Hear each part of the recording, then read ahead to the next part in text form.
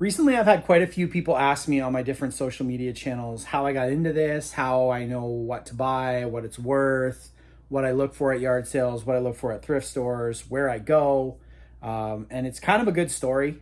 So let's sit and talk about it and kind of go through it. And I will answer any comment or any questions in the comments. So I've been doing resale off and on and like finding things at yard sales since eBay was a thing. So I guess that maybe is like 2000s. How I started was when I was a kid, I was a big video game guy, and I loved playing video games. I had a PlayStation, Sega, Nintendo, all that stuff. I just was gravitated towards video games.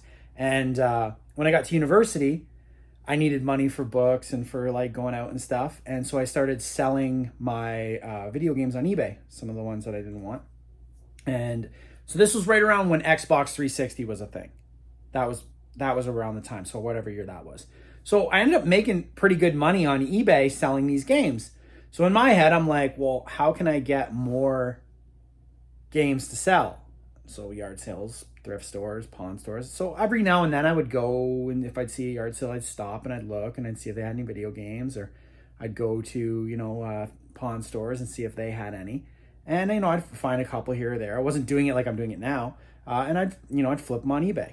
And then as I would do that for that period of time, I would find like some old school Transformers, and I didn't know what they were worth, but if they were like cheap, I'd buy them for like memorabilia's sake, and then I would hold on to them. And then if I got doubles, I'd look, and all of a sudden I was like, oh my God, like Transformers are worth so much money. I could sell them, and I could do this and I could do that. So it kind of like gradually from that beginning was always something that I did in the background of like when I was working for businesses, or when I was, bartending in my like mid 20s. And then eventually I started working in an office setting, and I was running my like eBay store, like was like 5 or 6 sales a month, nothing crazy.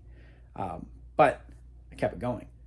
And then I got to a point where I left that business and I started like a different business, and I was running that, but I kept finding myself being drawn to the online side, like kept looking for toys. I'd have like postings on Kijiji, like, are you looking to sell action figures? I'd be interested. So how I would do as a collector, because I do collect, I'm sure you can see way up there's a bunch of figures and such.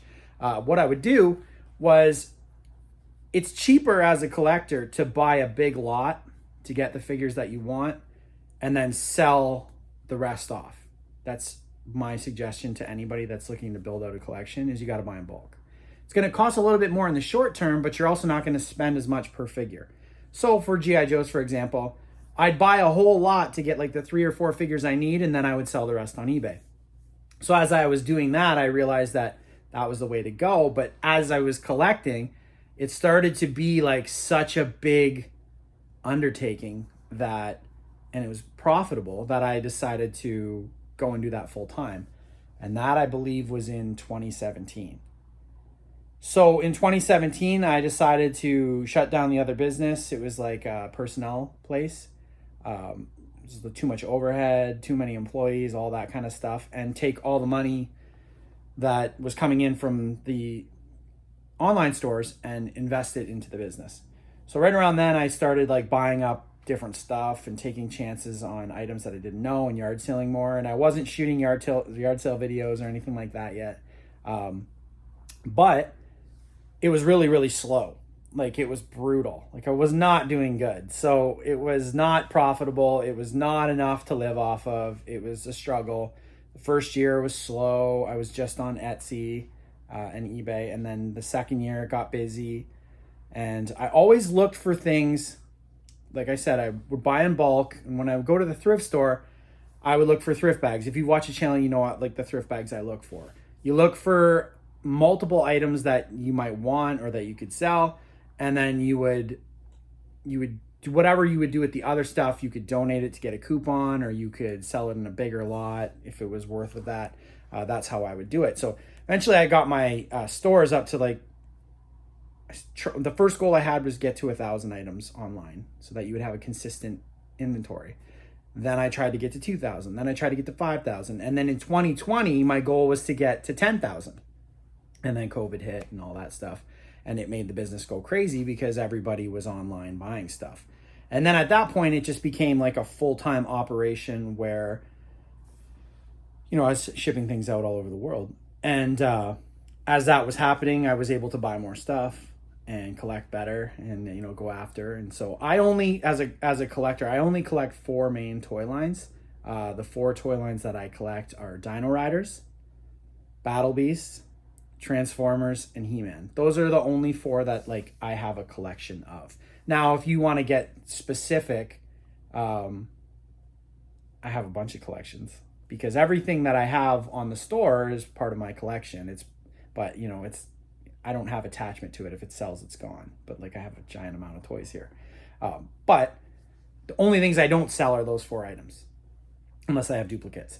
So as that was happening, it got busier and busier, and then I started to do videos on my collection. Now, in my early YouTube days, I had done videos on Transformers primarily and that sort of stuff, but I realized that there was more people to watch if I did nostalgia videos. And then because I am a dad of 2 girls, I got my eyes opened into this giant world of girl toys. And I know I get a lot of comments in videos of like, why do you do Barbie stuff? Why do you do this? Well, first and foremost, I have 2 daughters, and so I've gotten familiar with Barbie and Polly Pockets specifically, that my girls love them. And old school Fisher Price play food, it's something that everybody remembers. And as I've done that, it opened me up to a whole nother like wavelength of collectibles, because for the longest time I would only look for action figures and Transformers and GI Joes and all kinds of stuff. So with the girl toys, now I got a whole different world, and I had to learn a bunch of stuff about like what Barbies are worth, and I'm still really not that good at it. And one of my suggestions to anybody that's looking to do reselling or collecting like on a budget, I guess I would call it, is to you got to only buy what you know. Don't take chances for like big prices if you don't know the value. So for example, if you don't know Transformers, don't go buy a big giant lot of Transformers just because you think it's worth something. You got to know that you're going to at least make your money back before you buy it, or else you could take some L's and run out of money real fast. So that is basically how it's happened. And then as I was doing all this in the background, my business, I was trying to figure out ways to shoot video to get people to go to my stores. And my daughters were on TikTok, or my oldest daughter had watched TikTok videos. She's not on TikTok. She's too young. But I was like, I'm not shooting videos like that. I felt super uncomfortable being in front of a camera. I felt weird talking about like girl toys. I just had to own it. And then eventually I got over that. And as I've done more and more videos, I've been drawn to do more toys that are going to generate interactions. So kind of adding to what I've already been talking about, my day-to-day is like, this is my full-time job, and my day-to-day is pretty normal. It's like a job. It's not as fun as it seems. I have to shoot videos every day. I also have to process orders for 4 different stores. I have an Etsy store. The link is on the page. I have an eBay store. I have my actual store, which is CPJ Collectibles.com. And then I have a Facebook Marketplace account for things that aren't really, online worthy, stuff that you don't want to ship or things that are too big. So I have to fill those orders in the morning. Then I have to shoot content. Then I have to post new items that come in. So it's pretty much a day-to-day operation, and manage the inventory, answer questions, I'll interact with people on the videos and stuff like that. So it ends up being edit YouTube videos, the whole 9 yards. So it ends up being like a full-time job. I thrift during yard sale season. I thrift like 1 or 2 times a week, not very often. It's generally slower during yard sale season because we go on Saturday for a whole day. But in the off season, which is yard sale season, tends to be June-ish, May, June till October where I live. But from October to June, I thrift, 3 or 4 times a week. Just kind of go to different stores and check them. I check out the Goodwills. I check out the Value Villages. If you're in the States, that's called Savers. I go to some like local thrift stores, and then, just, go in there, looking for cool stuff. I have seen that the thrift stores have started to get significantly more expensive, and that's probably, going to be the way it is from now on, but you still find deals in there. One of the things I want to do more of in the future is buy bigger lots off eBay. I feel like that's probably going to be the future of my business and my collecting, is to do more of that, or for local people as well. But so what I look for traditionally is anything that I've sold before. I look for that. And then anything that is interesting for me. It's kind of different now than when I first started out, because I was trying to build out the stores. But now I'm kind of looking for cool things. Things I haven't done videos on, things I have done videos on, but in better complete, like more complete, that kind of stuff. Like Fisher Price stuff, Polly Pocket stuff, really cool like 80s and 90s action figures that, move pretty quick. And just that kind of stuff, and cool thrift bags that make for good videos, or just really sometimes the things can be priced differently than, one day you might go in, it might be $9.99, the next day it might be $2.99, the same item at different stores. So you don't want to, you have to have a walk away point if you're a collector, or if you're going to resell. So that's kind of like what I've been looking for. But honestly, I just really am starting to look for like cool stuff now.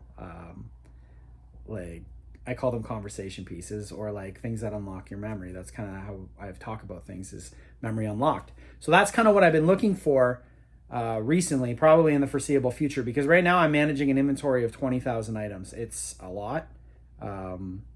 It's not that busy in the summer, but come Christmas time, it tends to get busy. So it gets a little bit daunting. It's only me. I don't have any employees. It's just me, and sometimes my 10-year-old helps out. But that's kind of what's going on in my world. And I think that answers every question that I've gotten. People ask me how I got into it. That's how I got into it. I've been doing it for a long time, not to this extent. This is probably like 5 or 6 years that I've been doing this, long time, like in this magnitude. But it's been a slow build. It takes a long time to grow an online store. So if you're thinking that you can just post your items and it's going to be super lucrative, you have to manage an inventory. That would be my biggest mistake that I made. Probably when I first started out, I was in a hurry to make my money back. Think of it like a stock market. I would buy something, and then I spent $100 on something. I would want to make that $100 back like within 7 days. So I would sell things only on auctions, and oftentimes you do not make as much as you could make if you listed as a buy it now, whether that's on eBay or any of the other sites. I would just put things constantly on auction in order to get my money back as fast as possible, and like try to return that money to my bank account. So that's not how you should be approaching an online store or like a reseller's lifestyle. I mean, auctions are good. I would say use auctions for like really, really, really popular items. I say like, really rare Transformers, really rare video games, really rare Polly Pockets, stuff that is going to generate a lot of interest and views and watchers. Yeah, 100% put them up on auction if you want. Because if you want to get the money back as fast as possible, that I get it. But if you're just going to you got to manage an inventory. Don't be in a hurry to get rid of your stock, because once your stock's gone, you have to fill it with new stock. And if you don't make enough money off of your previous sales, you're not going to have anything new to put up, and then you cannot do this full time. So I would say a good suggestion for anybody looking to get into like a lifestyle of reselling or selling off your collectibles is to use the free features on like an eBay. I think they give you 500 buy it now listings and 1,000, or maybe it might even be 1,000, and like 500 auctions. So use those so that you can manage 1,000 inventory. Make sure that you keep your stuff in stock, and then you'll get more people. What happens is someone comes to your store and sees a cool item that you have. Maybe they don't buy that, but they'll go and look at your other items, and maybe they do buy something there, or it brings them back and it gets more views. And how eBay's algorithm works is it's all based on like views and such. So I would say do not make the mistake that a lot of entry-level sellers do of looking at it like you got to get it out as fast as possible. Be prepared to manage an inventory, and also rookie mistake that a lot of people make when they look at how much is my item worth. Do not go to eBay and look at what people are asking. The number one thing that I get is like Beanie Babies. Like, people think they're worth so much money. Oh, it's got an error tag, and you know, I saw one sell for $700, or someone's asking $800 for this one and I have it. And Disney Black Diamond VHS. Just because someone asks $700 for something doesn't mean it's worth $700. You got to go to the sold listings, and then you got to look at like 5 or 6 of the sold listings. One might be $700, but the rest are all $30. Your item's worth $30. That $700 item could have been a misclick, could have been a canceled transaction, could have been a false buyer. There's lots of people that will buy something and not pay for it just to be, you know, a goof. So look at sold and look at multiple solds and the dates that they sold. Like in the Pokemon world, what an item was worth 6 months ago may be totally different than what it's worth now. It maybe 6 months ago when the set was released, it was a $200 card. Right now, it might be a $40 card. So you go ahead and price your card for $200. It's never going to sell. You got to go with current market trends. So you always want to look at sold listings on eBay. That's how I get 99.9% of items I don't know the value. I go to the sold listings. And after you've done it for a while and you've had some items sell, you generally know how much they're worth. Like, for example, action figures and G.I. Joes and that sort of thing is like right in my wheelhouse. I know what they're worth. So I can kind of guesstimate the average value. And if you're a new seller on eBay and you want to compete without a lot of feedback, or you're a new seller on any type of thing, my biggest suggestion would be to price your items a little bit cheaper than the current market price. So, for example, if something sold for 20 on a bunch of different occasions, and that was the price that you had in mind, maybe put yours up for 17, 16, because you're new and you don't have a lot of, I guess, feedback or, you know, reputation behind you. You want to have some good transactions. You want to get somebody that says, well, I don't know a lot about this seller, but the item's priced a little bit low. I'll take a chance. And then you build up some favor with some buyers, and now you can price your items more accurately. That's my suggestion if you're starting out. So how I've always priced my things is I go with sold items, top 5, look at my condition versus their conditions and when they've sold, what mine has, and then I price it accordingly.